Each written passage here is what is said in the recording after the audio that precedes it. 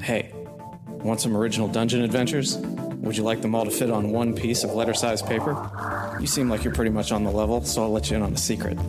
Head over to patreon.com/Goblins Growlers and join the $25 tier to get monthly one-page dungeons in addition to a bunch of other rewards. Patreon.com/Goblins Growlers. Yeah, just reflavor things to be dragony. I'm going to be licking the heck out of these spells. Would you or would you not lick a wall that was made of rock salt? Yeah. Thank you. Yeah, but I'll say, I'll lick a lot of things. I'm probably not the best. Yeah, that's why I asked you, person most likely to agree with me. Yeah. I would agree with you regardless, just because that's the right thing to do. But also, additionally, lick a lot of things. I've watched Alon eat business cards for the bit. So, dude, licking things is just not outside the realm of reason. Yeah. So, getting back to what we're doing now. Yeah, don't recommend eating a business card unless you want to be funny for a brief moment. It's really entertaining. Also a great way to figure out if you should talk to somebody, because if they get mad at you for eating their business card, guess what? Don't want to talk to you anyways. This is Quid Pro Roll, a fantasy live play adventure where a party of unlikely heroes embark on a quest to bring dragons back to their world.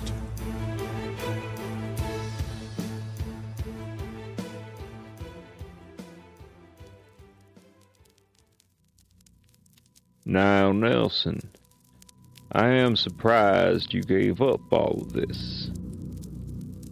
You must really care about this world to have spent so much of your very limited time here. I know you have to go home, Nelson. Sooner than later. I'm sure I'll miss our little hound and fox game, but I'll manage. After rescuing Rain and bringing her back to the palace in the center of Venturion, she set up a magical circle to teleport you guys under Lake Oculus so that you can get to the Golden Temple, use the golden crown that is the key, and theoretically reach the zenith of your journey with the final relic, the relic of the Golden Dragons. The problem is that it took her a while to set that up, and while you guys were getting teleported, the Boros Empire, all of it, just the whole collected, not part of the Boros army, which is what I was trying to say, the whole empire, kick in the door and swarm Leandros and Rain by the time you guys are teleported. So I think now, you were trying to say Boros Emperor. Yes, I was trying to say that. It's okay. It's basically the Empire. Yeah, he is. He has to use the royal we and everything. Yeah, the royal we. We don't need to talk about his potty habits. I was gonna say, it's so funny. Y'all are toddlers. So it is. So toddler. I think before we get into it proper, it is important to note that Johannes stopped being a paladin of Soon and started being a priest of Bahamut. Yes, we probably should mention Johannes's whole class changed and is now a dragon priest. Johannes, Solinar, Koza, Alita, and Perla the Red of the Boros army are standing in front of the newly opened door to the Golden Temple. Despite the glittering beauty of the facade of the front of this temple, inside is simply darkness. There doesn't even seem to be light from where you are shining in to illuminate the entranceway. It's as if instead of an entranceway, it's just this big black piece of fabric or paper.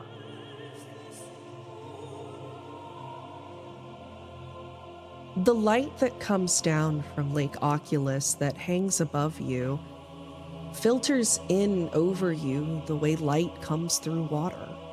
But none of it reaches this empty void past the doors of the Golden Temple. Instead of the awe-inspiring or slightly scary entrances from the previous temples you've seen, this one is almost like it didn't render or somebody forgot to draw it in. It's just darkness. Well, no time like the present. Solinar walks in. Solinar, as you walk in, you can hear the sounds of your footsteps on the stairs, and then you hear nothing. Your feet don't make sound as they contact what feels like ground beneath you. You turn to look behind you, and you find that there is only darkness. You turn back, and you find yourself alone in a circular room with torches lining the walls, but no windows and no doors.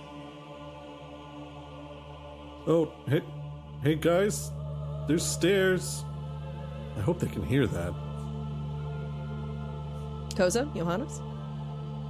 Well, when in Rome, it's not a place. Wait, how many? Wait, I want to reach out and grab like the hands of the people next to me. All right, you grab Johannes and Alita's hands. Yeah. Oh, whoa, clammy. Somebody grab Pearl's hand. Okay. I hold Perla's hands. Since Perla is fairly tall, she kind of has to do that awkward, like, side lean that you do when a very small child is wanting to hold your hand.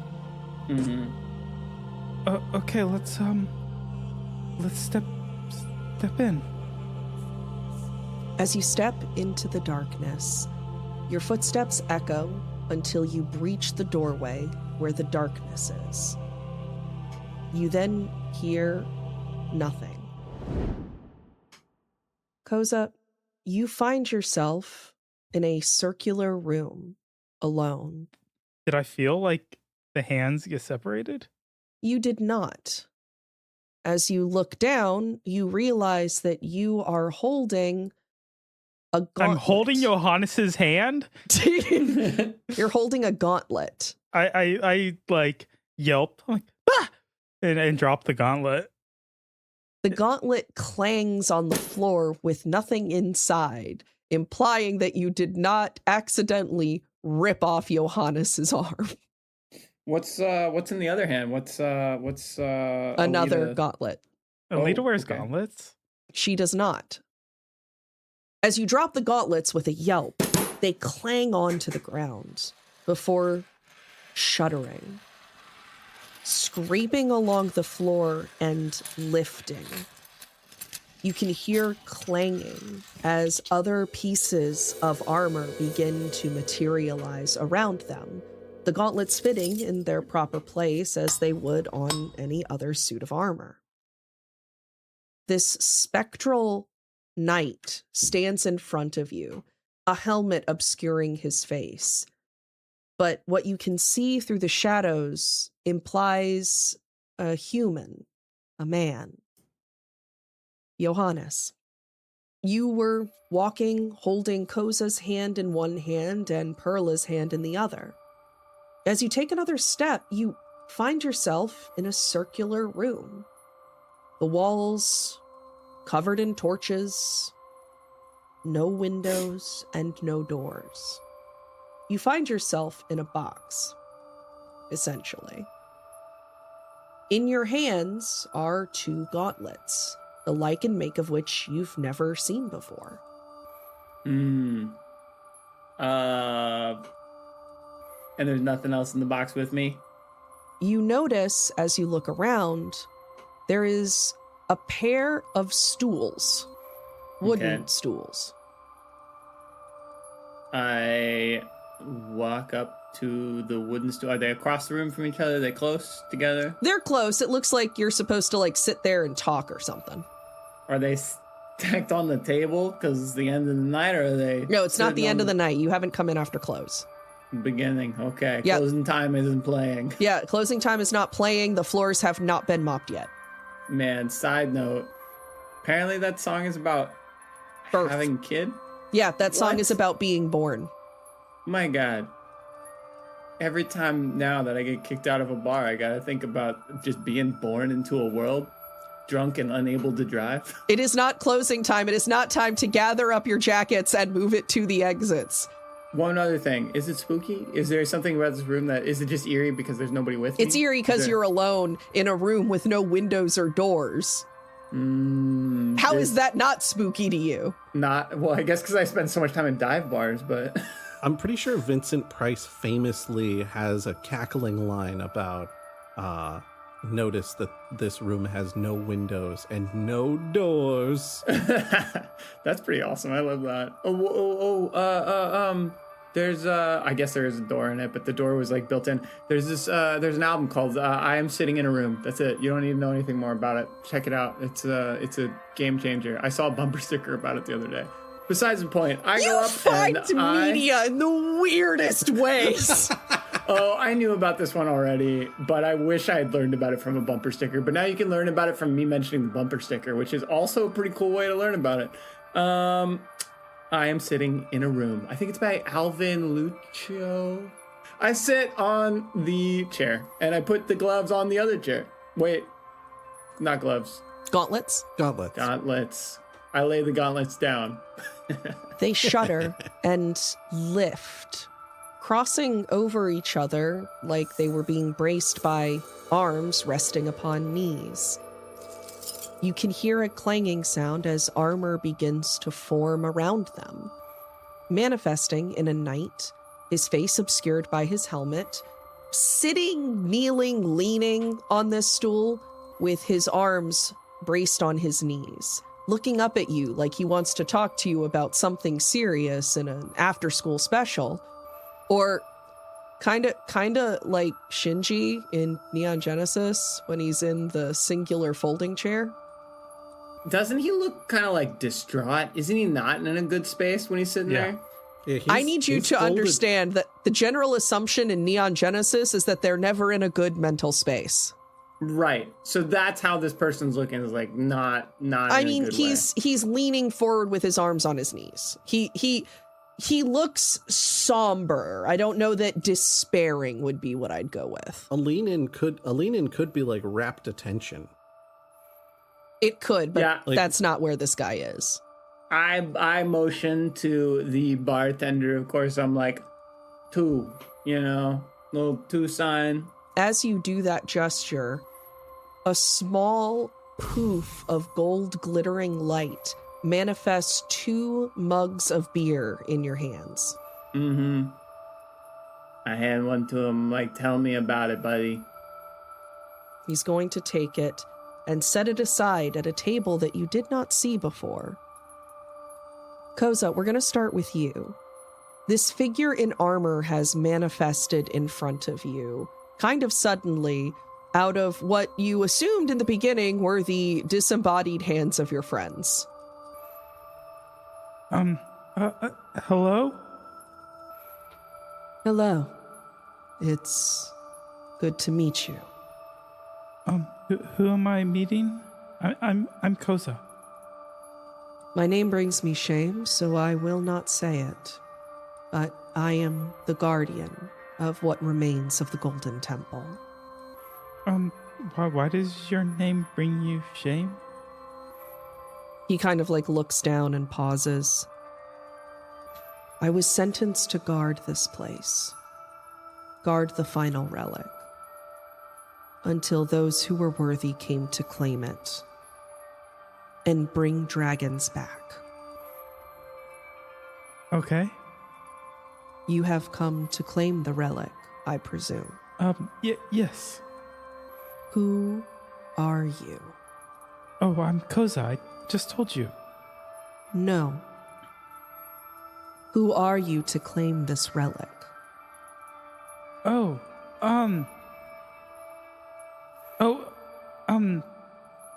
I mean, I can just leave if, should I just leave?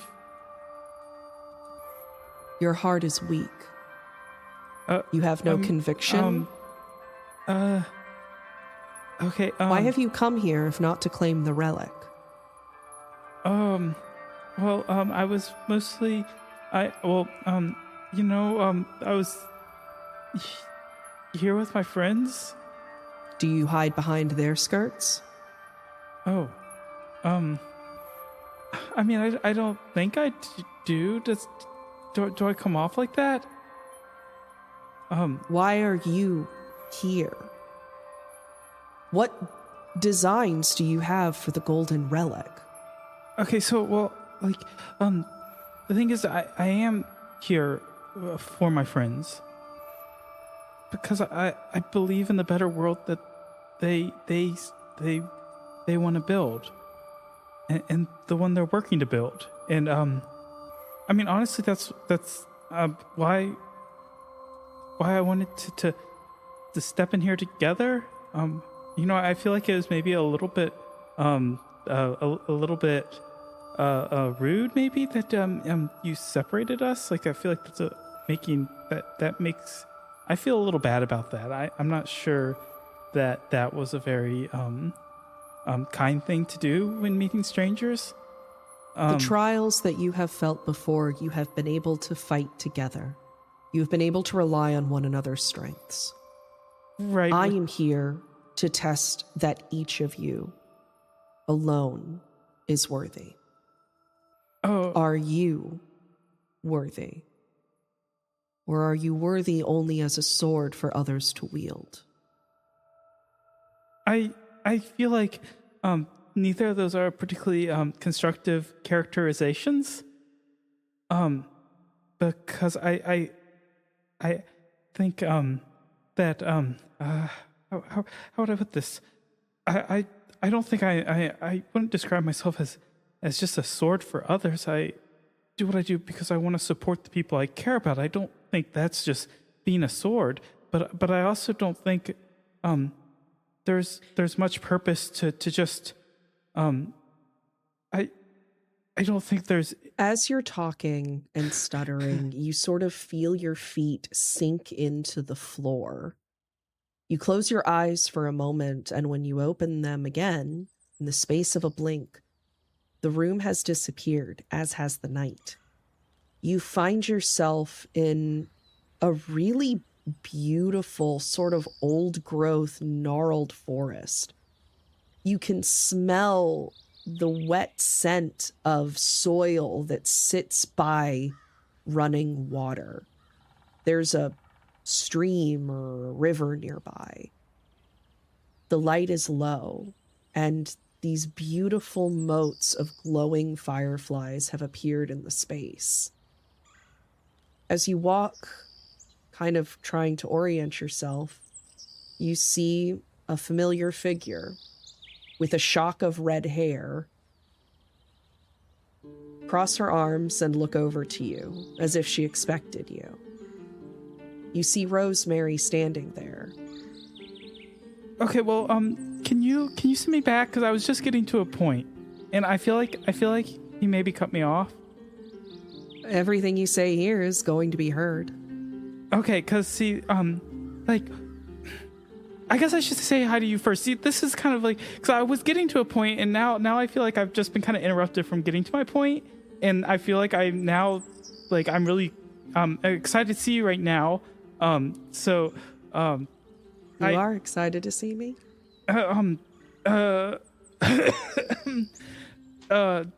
Yes.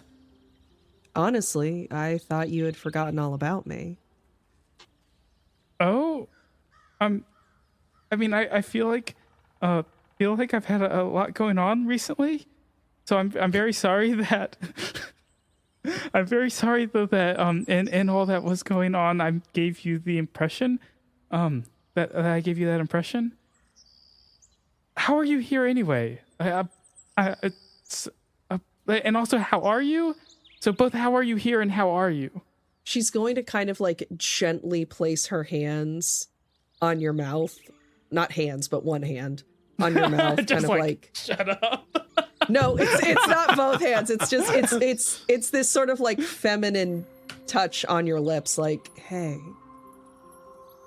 It's okay, Koza. But I did have a question.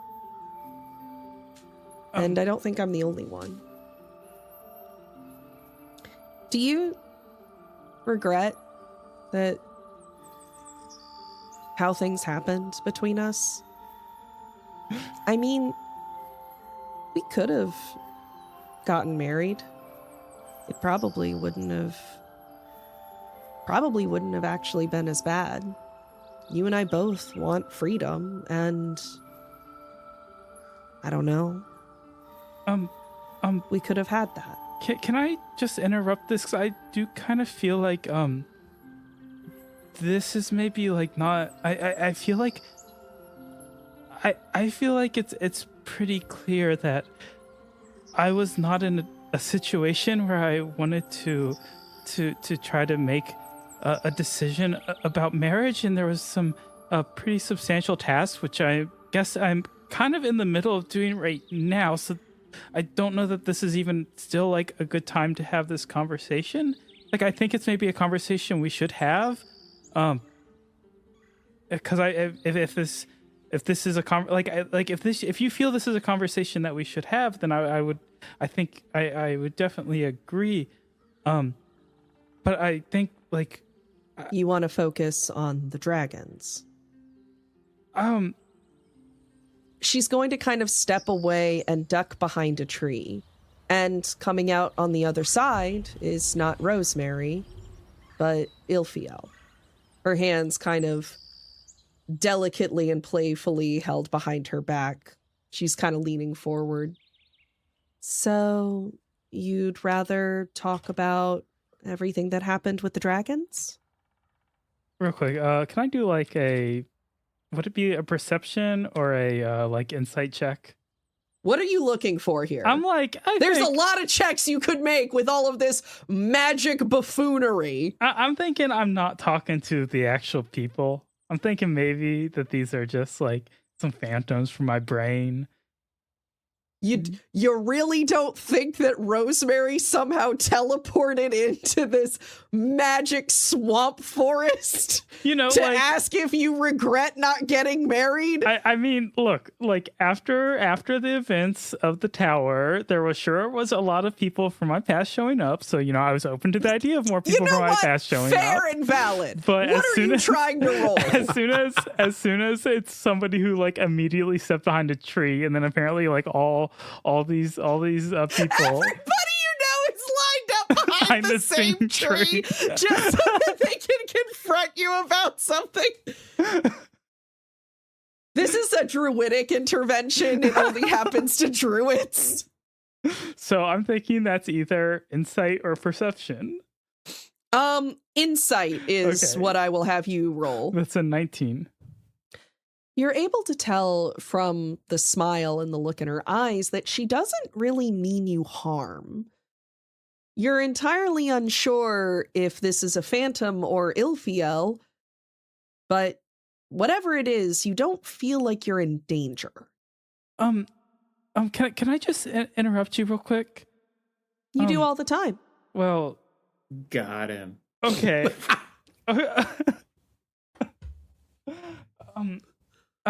I like how in the trials that were set up for the Golden Temple and the confrontations of the people from your past, Koza has set himself up for his own worst nightmare. Emotional confrontations from multiple because Koza's been this game's Ramona Flowers, so I've got a couple people I can throw at him. I'm like, if you're a phantom trying to confront my emotions, you have to tell me. That's like magic law. Yeah. Am I just talking to phantoms? You're talking to something. Okay. And there's definitely a phantom here. But I don't know if that makes me one, or if I come from your mind, or I'm something magical entirely. I don't know. But I do know that she kind of looks at her hand. I have the feelings and thoughts and memories of at least the person you think you know. So, if you want to say something, I guess now's the time to say it. But I'd rather just, have those conversations with the real person. But you don't. If you'd rather have the conversation with the person, then I wouldn't be here. Because then you would have resolved whatever it is in your head that makes me here. Or maybe... And with a kind of like shake of her head, her hair is going to shorten and brown. Her body is going to get broader and taller. And you see the apothecary, Peter, that you remember going on that date with. You've got a lot of unresolved conversations in your head. I guess I do, yes. I sure do. I hope. See, this is like, because right now I'd want to be like, I'm sorry if this is making you uncomfortable, but I'm not actually even talking to you. So like, I can't even apologize for like having this sort of uncomfortable situation where we're forced to acknowledge that people can have emotions for lots of different people, and they don't necessarily know what those emotions mean, and don't necessarily know what to do about them. Instead, is the collective finality of Koza's storyline a polycule? Is that how this is going to end? I hope so. Ethically, with communication. Look, he's trying. The boy's trying. Me backdooring my way into this being a harem anime.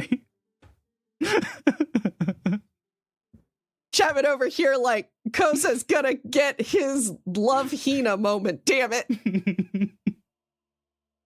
I guess the big question is, why are we all appearing in your mind? There's something unsaid to each of us. I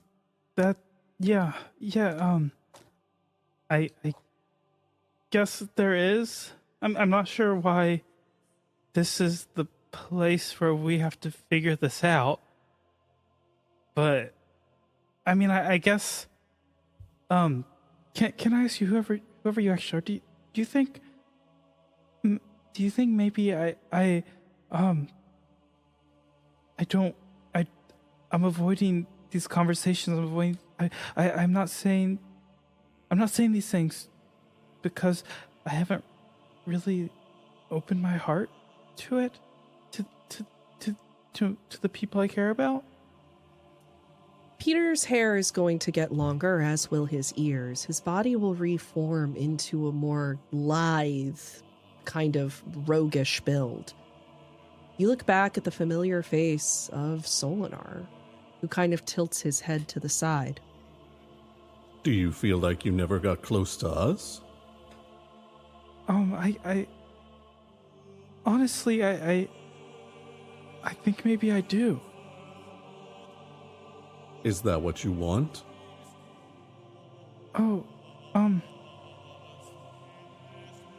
No. I want to be close to the people I care about. Then what's stopping you? I don't know. His body is going to shrink in on itself, and his hair will grow longer and turn this brilliant gold. You can see the warm face of Johannes looking back up at you. Well, we want to be close to you. Yeah, right, and I want to be close to you all too. Well, you need to trust us, Koza.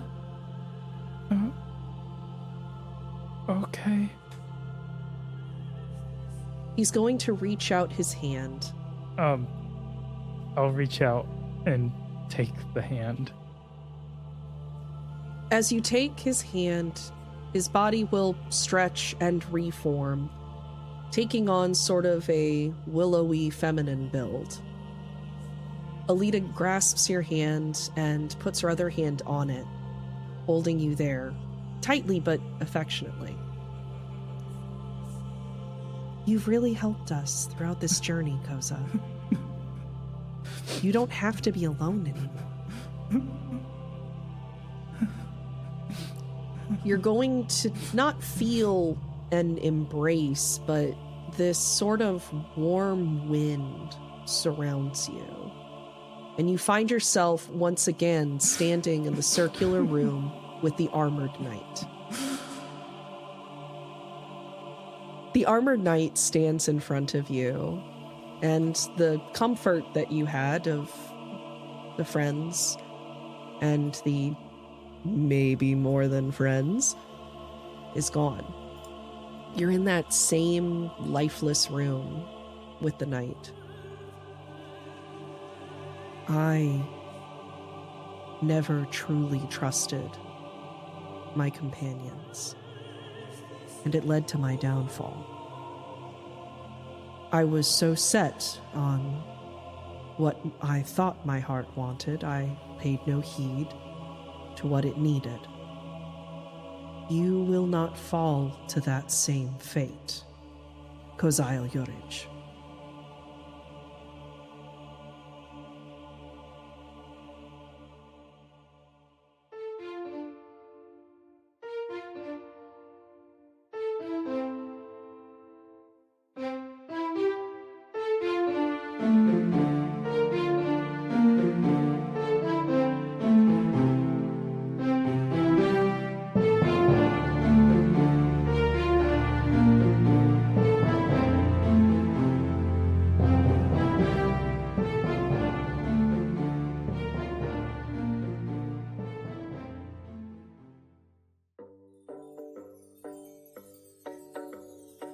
Quid Pro Roll is a co-production of Alpha Comics and Games with Goblins and Growlers.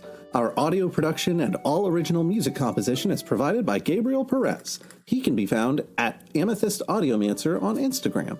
The voice of Alita and our DM for the podcast is Alex Smith. She can be found at Alpha Comic Games on Twitter. The voice of Charles Gravyboat Barnes is Brandon Dingus. He can be found at Way of Brandalore on Twitter. The voice of Eek and Koza are Chapman Adams. He can be found at What Are Birds on Instagram. The voice of Johannes is Alan. He can be found at The Dungeon Meowster on Instagram. And finally, the voice of Solinar is me, Josh Maltby, and I can be found at BlackCloakDM on Twitter. Thanks so much for listening. Gabe's like, all right, now can we go around the horn? Can I get some of that from everybody? Everybody. He has so much audio of me crying. I can be skipped.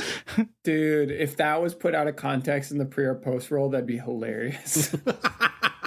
The crying supercut. Yes. And it's set to yakety sax.